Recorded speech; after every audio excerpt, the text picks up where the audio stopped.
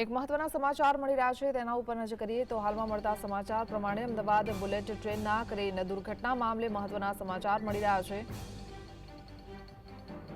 ઘટનાને 13 કલાકથી વધુ સમય થયો હોવા છતાં અધિકારીઓ અસમંજસમાં મુકાયા છે। તો રેલવે વિભાગ દ્વારા ટ્રેકના પાટાને કાપવાની કવાયત પણ શરૂ કરવામાં આવી છે। ક્રેન કઈ રીતે હટાવી તે મામલે બુલેટ ટ્રેનના અધિકારીએ રેલવે વિભાગના અધિકારીની મદદ પણ લીધી છે।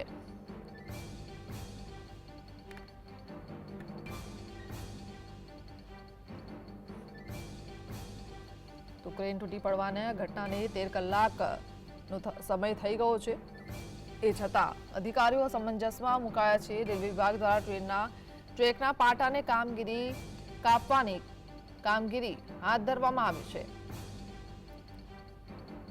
ક્રેનને કઈ રીતે હટાવી તેને લઈને લોકો મૂંઝવણમાં મુકાયા છે। સંવાદદાતા વિરેન્દ્રસિંહ ભાટી જોડાયા છે। વિરેન્દ્ર, શું અપડેટ હાલ આ ઘટનાને લઈને?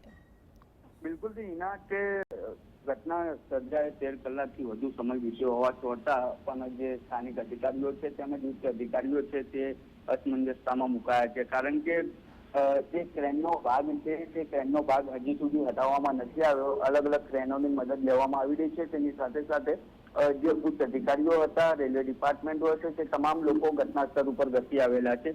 વિગતવાર જો એના વાત કરવામાં આવે તો રેલવે વિભાગ દ્વારા ટ્રેકના પાટાને કાપવાની હાલ તો કવાયત હાથ ધરવામાં આવી છે। જીએસટીવીની સ્ક્રીન ઉપર એના જે પ્રકારે દ્રશ્યો નજરે પડી રહ્યા છે તે મુજબ કે જે તમામ રેલવે ડિપાર્ટમેન્ટના અધિકારીઓ છે તે તેમના સહકર્મીઓ સાથે આવી પહોંચ્યા છે અને તેમના દ્વારા આ જે પાટા છે તેમને કાપવાની કવાયત હાથ શરૂ કરી દેવામાં આવી છે, કારણ કે ક્રેન કઈ રીતે હટાવી તેમજ બુલેટ ટ્રેનના જે અધિકારીઓ છે તેમના દ્વારા રેલવે વિભાગના અધિકારીઓની મદદ લેવામાં આવી છે। તેની સાથે સાથે જો વાત કરવામાં આવે તો જે રેલવેના અધિકારીઓ છે, રેલવે પીઆરઓ છે, તેમના દ્વારા પણ એક પ્રેસ કોન્ફરન્સનું આયોજન કરવામાં આવ્યું હતું અને તેની અંદર 15 જેટલી ટ્રેનો આતંકિક રીતે કેન્સલ કરવામાં આવી છે અને 25 જેટલી ટ્રેનો છે તે ફૂલ પસંદની અંદર કેન્સલ કરવામાં આવી છે અને 5 જેટલી ટ્રેનોનું રીશેડ્યુલ બનાવવામાં આવ્યું છે અને 7 ટ્રેનોને ડાયવર્ટ કરાવવામાં આવી છે।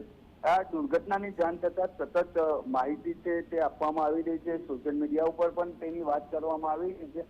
જે રાહદારી એટલે કે જે મુસાફરો છે તેમને પણ ઘણી મુશ્કેલી વેઠવાનો વારો આવ્યો છે। બીજી બાજુ જો વાત કરવામાં આવે હિના, તો આ જે પ્રકારની ઘટના સામે આવી છે તેની અંદર ખૂબ જ મોટી દુર્ઘટના ટળી હોય તેવું હાલ પ્રાથમિક રીતે જાણવા મળી રહ્યું છે, કારણ કે આ પ્રકારની જો ઘોર બેદરકારી સામે આવતી હોય અને કોઈ મોટી જાનહાનિ થાય તો આ ઘટનાને લઈને જવાબદાર કોણ? કારણ કે આ જે જગ્યા જે લોકેશન છે તે લોકેશન ઉપર જે આ કામગીરી ચાલી રહી છે ત્યાં આ જેટલી મહાકાય જે ક્રેન હતી તે 250 જેટલું ટન વજન ધરાવતી હતી ને તેનો ક્રેનનો ભાગ છે તે તૂટી પડ્યો હતો ને આ જે જગ્યા છે રેલવેની જે લાઇન પસાર થઈ રહી છે, કેબલિંગ પસાર થઈ રહ્યા છે, તે અવરજવર વાળી જગ્યા છે ને આ જે રેલવેનો જે લાઇન છે તેની ઉપર ઘણી ખરી અમદાવાદ બોમ્બેને જોડતી પણ ટ્રેનો પસાર થતી હોય છે, પરંતુ હાલ જે સત્તાવાર જે અધિકારીઓ છે તેમના દ્વારા મેટ્રો આ જે બુલેટ ટ્રેન છે તે બુલેટ ટ્રેનના જે અધિકારીઓ છે તેમના દ્વારા કોઈ સત્તાવાર નિવેદન આપવામાં નથી આવ્યું। મીડિયાથી દૂર ભાગી રહ્યા છે,